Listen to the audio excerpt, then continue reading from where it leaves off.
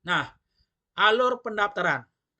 Alur pendaftaran sistem penerimaan murid baru jenjang SD maupun SMP di Kabupaten Buleleng tahun 2026 ada sebagai berikut.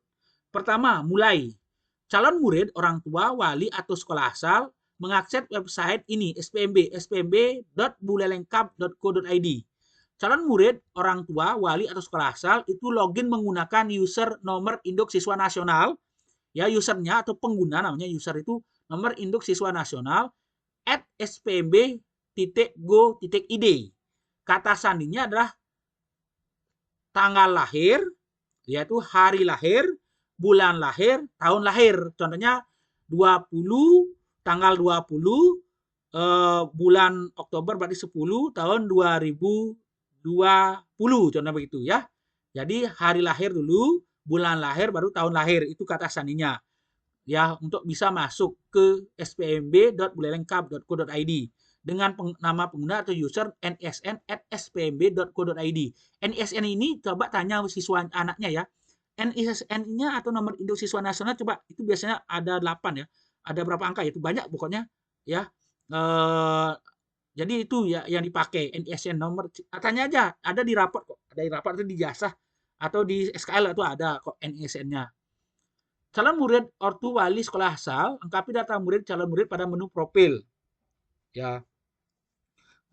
Kemudian calon murid ortu wali sekolah asal unggah dokumen persyaratan sesuai dengan jalur yang dipilih.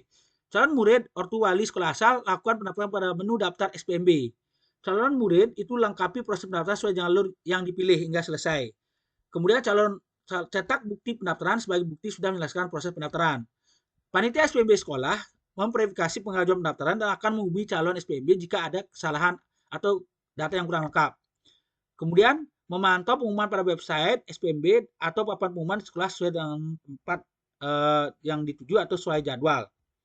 Jika belum lolos, akan disebutkan sekolah lain dengan memperhatikan standar daya tampung dan mengisi asal calon murid. Jika sudah lulus, wajib melaksanakan pendaftaran ulang melalui website ini ya, spmb.bulelengkap.co.id ya, atau langsung sekolah tujuan. Selesai ini alurnya, Ibu Bapak ya. Ibu Bapak yang sudah diterima di pengumuman, ingat ya pendaftaran kembali. Kewajiban daftar ulang. Murid yang akan diterima wajib melakukan daftar ulang. Jika tidak, maka dinyatakan gugur. Jadwal pelaksanaan daftar ulang dilaksanakan sesuai dengan jadwal yang ditentukan. Verifikasi data. Jika terdapat tidak kesesuaian data saat daftar ulang, maka panitia akan menghubungi orang tua atau wali. Mekanisme ya.